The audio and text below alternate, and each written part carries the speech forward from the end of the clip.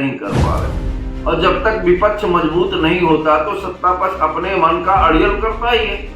विपक्ष की कमजोरी का कारण है जात उनका कैसे अदा करना है। बार बार ये कहना कि हम नहीं डरते, हम नहीं डरते। भाई आपको डरा कौन रहा है?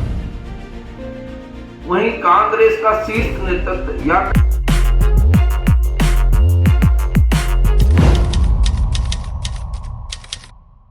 तो नमस्कार, मैं उमेश गौतम, समग्र प्रदेश समाचार।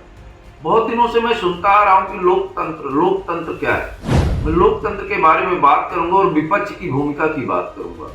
आपको एक बात बता दें कि सत्ता उतना मजबूत नहीं है जितना विपक्ष कमजोर है। विपक्ष इतना कमजोर है कि विपक्ष को विपक्ष की भूमिका निभाना ही नहीं आता। वहीं कांग्रेस का शीर्ष नेतृत्व या कहें कि राहुल गांधी, जिन्हें विपक्ष की भूमिका का कोई भी अनुभव नहीं है और अपनी जिद के चलते कांग्रेस को खत्म करने की कगार पे। जब विपक्ष नहीं रहता तो सत्ता निरंकुश हो जाती है और लोकतंत्र तो अपने आप में मर चुका है। भारत के लोकतंत्र का एक या कहें कि जीवित है तो बिल्कुल जीवित अवस्था में नहीं है।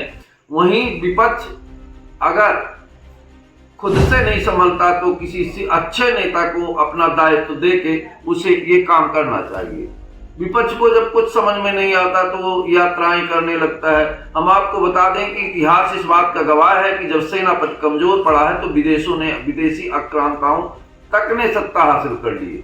अंग्रेजों ने जब यहाँ राज्य किया तो हमारे सैनिक कमजोर पड़े, हमारे सेनापति कमजोर पड़े। प्लासी के युद्ध में सेनापति कमजोर पड़े। इसी तरह कांग्रेस का जो सेनापति है वो अपनी भूमिका सही तरीके से नहीं निभा रहा।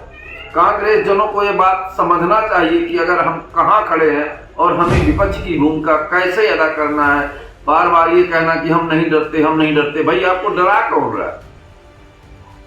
आप अपने विपक्ष की भूमिका का भी सही तरीके से निर्वाह नहीं कर पा रहे। और जब तक विपक्ष मजबूत नहीं होता तो सत्ता पक्ष अपने मन का अड़ियल करता ही है।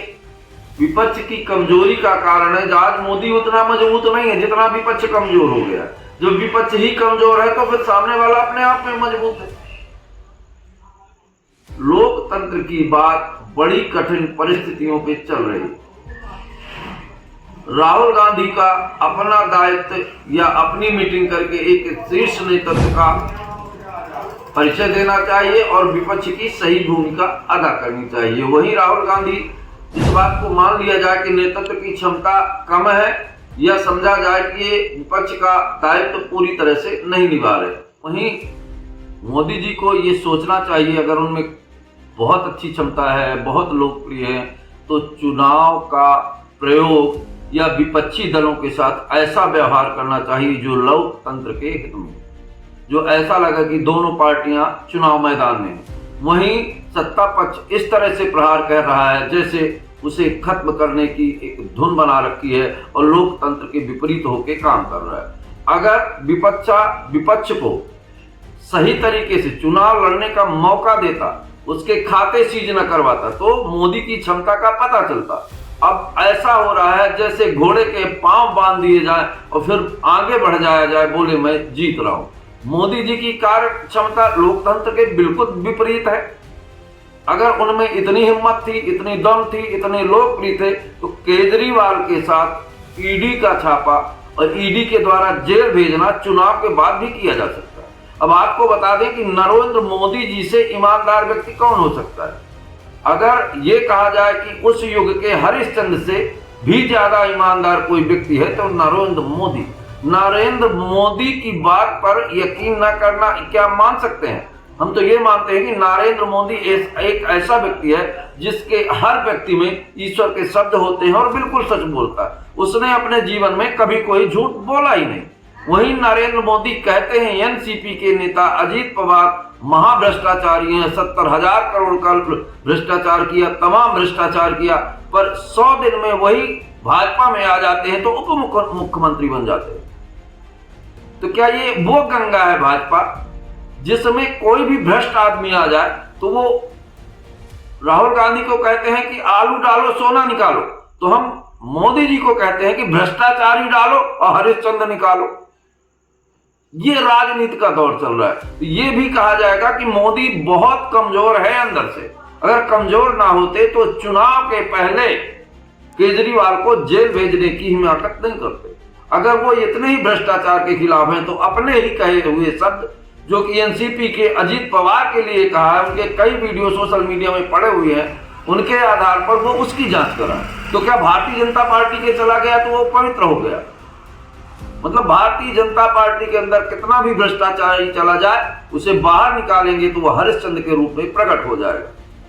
मोदी जी सत्ता का उपयोग और दुरुपयोग कैसे कर रहे हैं ये पूरा देश जानता है। पर अगर उनमें इस बात की हिम्मत थी और उनकी लोकप्रियता इतनी प्रबलता पर थी तो चुनाव के बाद भी केजरीवाल को सम्मन भेजकर जेल में डाला जा सकता था। पर उनको ये डर सता रहा था कि अगर ये बाहर रहा तो निश्चित ही करेगा। ऐसी बात नहीं कि कितने लोग भ्रष्टाचारी किस पार्टी में है, अगर उनमें हिम्मत है तो सबको छापा डालें और ईडी से जांच करवाएं। अब चुनावी चंदे की जब बात आई है तो चुनाव की चंदे में भी जितनी बातें आई हैं, यहां तक कि लोगों का कहना है कि पुलवामा के घटना के बाद, सैनिकों की मृत्यु के बाद पाकिस्तान की कंपनी ने चुनावी बांड खरीद के भारतीय जनता पार्टी को सौंपा। इस पे भी ईडी को ध्यान देना चाहिए।